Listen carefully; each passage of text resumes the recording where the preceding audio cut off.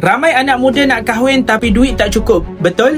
Jom Adam tunjuk cara kumpul dana kahwin dalam bentuk emas dalam masa 2 tahun je. Langkah yang pertama adalah tetapkan bajet kahwin. Contoh, kalau target RM15,000 bahagi 2 tahun, maksudnya sebulan kena simpan RM625. Tapi kalau simpan duit kertas memang mudah bocor. Jadi tukar bentuk simpanan kepada simpanan emas. Sekaligus emas ini juga boleh dijadikan sebagai hantaran ataupun mas kahwin. Langkah yang kedua pula adalah konsisten simpan emas setiap bulan. Contoh, anak muda yang nak berkahwin, setkan auto debit terus RM600 setiap bulan melalui akaun GAP Public Gold. Jadi dapat sahaja gaji terus tukar kepada emas. Kalau konsisten kumpul 1 gram 1 bulan, selepas sahaja 2 tahun akan dapat 24 gram emas. Jadi insya-Allah cukuplah untuk buat dana kahwin nanti.